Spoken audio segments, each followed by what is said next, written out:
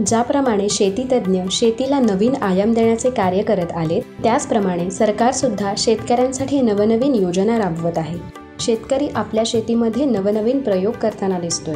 वार्षिक उत्पन्न घेऊन पुढचं पीक येण्याची वाट बघत बसण्यापेक्षा फळबाग, फुलबाग यांसारखी नगदी पिके घेऊन शेतकरी जास्तीत जास्त नफा मिळवण्याच्या प्रयत्नात मार्गक्रमण करताना दिसतो.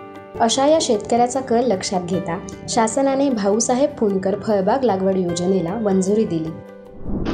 नमस्कार शेतकरी बांधवांनो, मी सुलक्षणा पाटोळे, तालुका कृषी अधिकारी गोरेगाव, जिल्हा गोंदिया. ही जी योजना आहे याला गोंदिया जिल्ह्यामध्ये फलोत्पादन क्षेत्रासाठी खूप मोठ्या प्रमाणात वाव आहे.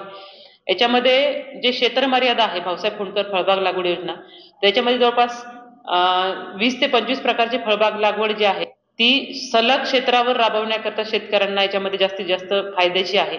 याच्यामध्ये कोकण विभाग जर सोडला तर कोकण विभागामध्ये 10 गुंठ्यापासून 10 हेक्टरपर्यंत याच्यामध्ये शेतकरी लागवड करू शकतात.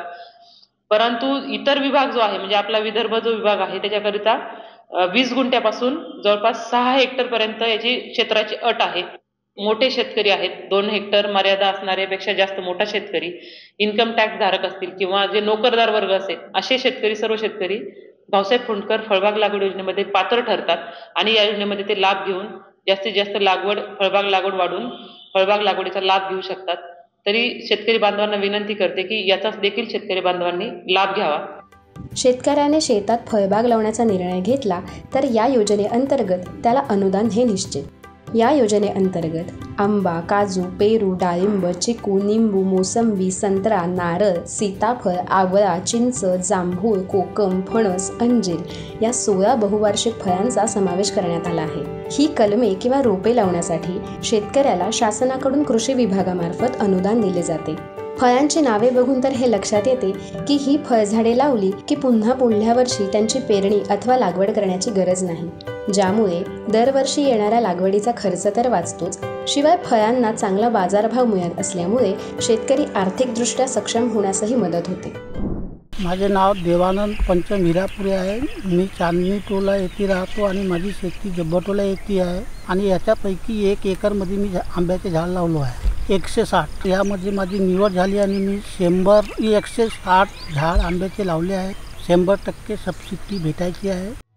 या योजनेअंतर्गत शेतकरी एकापेक्षा जास्त म्हणजे कितीही फळ पिकांची लागवड अथवा शेती करू शकतो. अल्पभूधारक, प्रयोगशील शेतकऱ्यांसाठी ही पर्वणीच म्हणावी लागेल. या योजनेचा लाभ फक्त वैयक्तिक शेतकरीच घेऊ शकतो, म्हणजेच एका भूखंडावर एकच लाभार्थी नोंदवला जाऊ शकतो. महात्मा गांधी राष्ट्रीय योजनेअंतर्गत शेतकऱ्याने लाभ घेतलेले काही क्षेत्र आहे, तर ते वगळून उर्वरित क्षेत्रासाठी शेतकऱ्याला या योजनेअंतर्गत लाभ घेता येऊ शकतो. या योजनेअंतर्गत फक्त रोपे लावण्याचेच अनुदान मिळणार नाही, तर खड्डे खोदण्यापासून रोपांची लागवड करणे, पिकाला संरक्षण देणे, ते ठिबक सिंचनाद्वारे पाणी देण्यापर्यंतच्या कामासाठी शासन शेतकऱ्याला 100% अनुदान देत आहे. अशी ही सर्वव्यापी भाऊसाहेब फुंडकर फळबाग लागवड योजना. दिलेल्या संकेतस्थळावर जाऊन ऑनलाईन पद्धतीने अर्ज करायचा आहे. अर्ज करण्यासाठी 7/12 उतारा नमुना अ, आधार कार्ड आणि बँक पासबुकची प्रत गरजेचे आहे. वर नमूद संकेतस्थळावर प्राप्त होणाऱ्या अर्जामधून लॉटरीमध्ये निवड होते आणि नंतरच तालुका कृषी अधिकारी यांचेकडून पूर्वसंमती देण्यात येते. सर्वप्रथम सर्वसाधारण लोक तसेच अनुसूचित जाती जमातींचे लोक, महिला आणि दिव्यांग लोकांना प्राधान्य देण्यात येणार आहे. शेतकऱ्यांवर पडणारा संपूर्ण आर्थिक भार आता बहुअंशी शासन सांभाळणार आहे. अशी ही भाऊसाहेब फुंडकर फळबाग लागवड योजना. प्रस्तुती जिल्हा माहिती कार्यालय, गोंदिया.